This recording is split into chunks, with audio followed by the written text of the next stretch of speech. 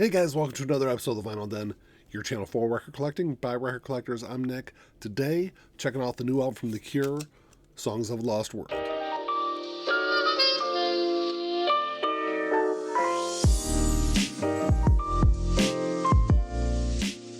There's a bunch of links down below. You got links for the Vinyl Den Facebook group, for the merch page, for the Spotify and Apple Music playlists that I put together every week, and the Patreon page. So make sure you check all that out.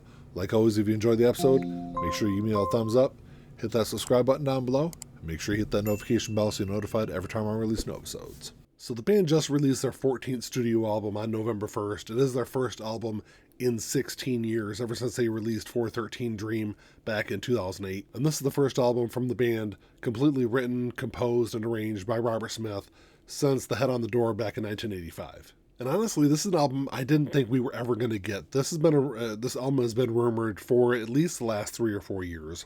It was supposed to come out back in 2019, but there's a bunch of delays over the last 5 years.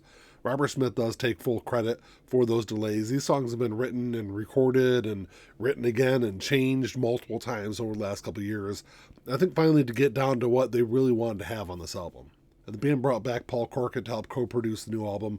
Paul worked with the band in 2000 on Blood Flowers, which I think gave me a lot of hope for the new album, because after the disaster that was Wild Mood Swings, with Blood Flowers, I thought that was definitely a return to form album for the band. So seeing the band go with Paul again, like I said, I was having some really, really high expectations for this new album. So The Cure have been one of my favorite bands for a really long time. I think the first time I started listening to the band was probably after Kiss Me, Kiss Me, Kiss Me was released. Just Like Heaven was a huge track. But I think it was really after Disintegration came out was when I really started following the band. And ever since then, they've been one of my favorite bands. But for the most part, I've been largely disappointed with their output ever since Wish was released back in 1992. Like I said, Wild Mood Swings was, I think, really the only really bad album the band has made. Blood Flowers was definitely an upgrade over that, but I think it's been kind of a downward trajectory since then. So Songs of a Lost World is 8 tracks, almost 50 minutes long. It's available on multiple different formats also. You can get it on CD, you can get it on vinyl, you can get it on cassette. The CD and cassette versions, there's a standard version, and then there's a deluxe version of it. The deluxe edition comes with a fully instrumental tracks, which, after listening to this album multiple times, I don't really think I would ever listen to the instrumental tracks. But if you're a fan of those, that is available out there. The big bonus is, if you get the CD deluxe edition, that also comes with the Blu-ray audio, if you want a higher quality mix of the album. And with the vinyl version of it, I think there's 6 different variants that you can get of this album. I think they're all on bio-vinyl. There has been sound issues, at least from what I've read with a lot of different versions of this album. I decided to go with the 2 LP version of it because, like I said, the album's almost 50 minutes long. It probably should have been on 2 LPs anyway, but the 2 LP version of it has been mastered. I think it sounds really good. So Lone is not only the lead single, it's also the first track on the album. I think it really sets the mood or the tone for the entire album.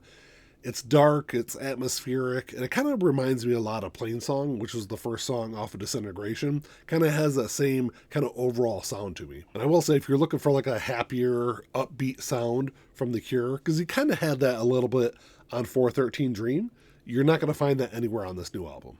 The band decided to go with A Fragile Thing as the second single, and that's a song that I kind of had to listen to it a couple of times. The first time I heard it before the album came out, it didn't like immediately click with me. And I think it works better after listening to the full album. It works better on the album as a whole. And it's definitely grown on me. It's probably one of my favorite songs on the album now. And it's funny, I've seen several reviews of the album that talked about, how long these songs are, because they are long. I think the shortest song on the album is a little over 4 minutes long. The longest song is like 10.5 minutes. So these songs are definitely longer. So, I've seen people complain about the length of it, and kind of I don't want to say every song sounds the same, but there is this like general, like very similar tone, I think, to a lot of the songs that people kind of have kind of knocked the album on.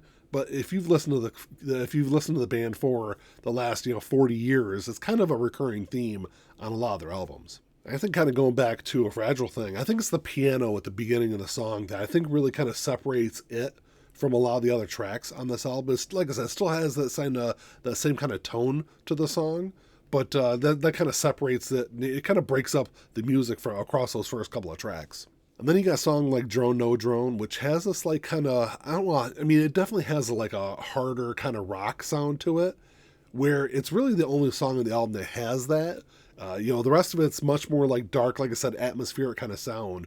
But that's the one song that kind of stands out from the other ones. So Robert Smith took several years prior to 2019 writing this album. And over that time, he lost his brother, he lost his mother, and I think those two deaths really kind of played a big role in kind of the crafting of this new album. And then you got a song like I Can Never Say Goodbye, which is a tribute to his brother. If you go through and read the lyrics of the song, it's pretty obvious that that's kind of where he's going with that one.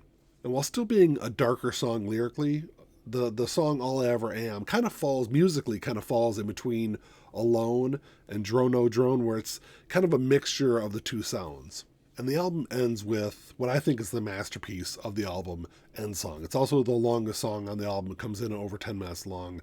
And it actually wasn't supposed to be the final track. The final track was supposed to be a song called Bodium Sky. If you've got the deluxe edition, I think it's only in the deluxe CD version of it. If you flip through the booklet, the lyrics for that song are actually still in there. And from an interview that Robert gave right before the album came out, and the theme around End Song is kind of like the disappointment you face once you realize the life isn't always great. The world kind of loses some of that magic. And when this album was first announced, I think a lot of people out there, including myself, thought this was going to be the band's swan song. They're going to release this album and then kind of drift off into retirement, but it doesn't sound like that's the case at all. Robert Smith just said that the next album is almost completely finished. And then he has a third album that's about halfway written. So we're going to see more coming out from the band over the next couple of years. And I know Robert Smith has been working on a solo album for the last couple of years also. And going into the new album, I guess I was cautiously optimistic. They brought back Paul. He worked on Blood Flowers. I had some expectations there, but I didn't really know what to expect on this new album. I heard them play last year. I saw them live. They played 5 of the 8 tracks then. And, I remember from what I heard of those tracks then, I thought they sounded really good. But, sometimes there's kind of a disconnect when you hear a song live to compare that to what you hear on an album. But I don't think there's a bad song on this album. Of the 8 tracks, there are a couple that kind of stood out to me. I think Alone, like I said, that lead track, the first single off there, I think is fantastic. Kind of sets the mood for the album. A Fragile Thing, which was the second single.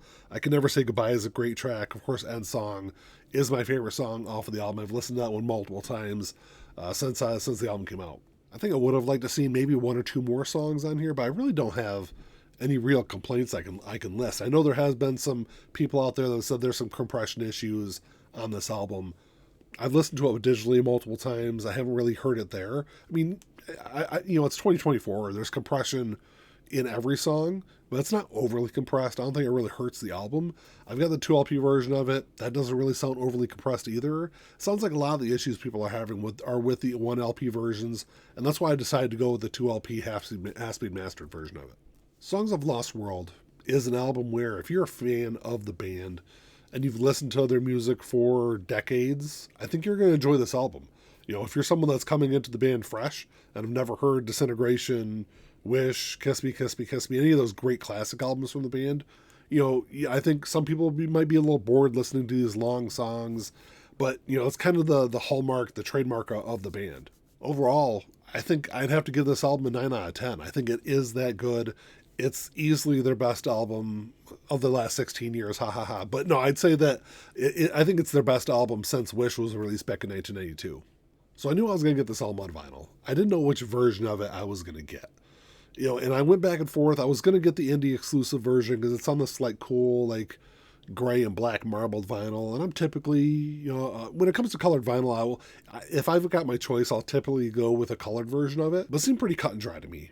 Going to this album being 50 minutes long, it should have been on 2 LPs. Initially, I thought the 2 LP version was going to be 45 RPM, but it's not. The 2 LP version is 33 1/3, same as the 1 LP version. Having it on 2 LPs, I think, gives the album a little bit more room to breathe. So that's why I went with that version. Like I said, this thing sounds fantastic. I think if you haven't bought a copy of this on vinyl yet, I think this is the way to go. I don't think it's available in stores. I end up having to get this from the Cure's website. With the album jacket, nicely put together. It's got this matte finish to the cover of it there. There's the front cover of it. I know some people have complained that there's no pictures of the band or the artwork. Songs of a Lost World is kind of hard to read on the front of the album. But I think it kind of plays into the whole kind of feel of the album. It's got a kind of a close-up picture of that artwork on the inside of the gatefold. And then it does have printed inner sleeves, I think, also. Yeah. Comes with a poster in there, and then it's got just the printed inner sleeves. And with the band, with a discography as big as The Cure has, where would I place this album if I was like to rank them? I don't think anything, from the beginning of the band to Wish, I think are all better albums outside the Top. The Top, I'm not a fan of that album. I think this is better than the Top. But I would put all those other albums from the 80s and being part of the 90s above this one. But since Wish came out, I think this is definitely head and shoulders over anything else.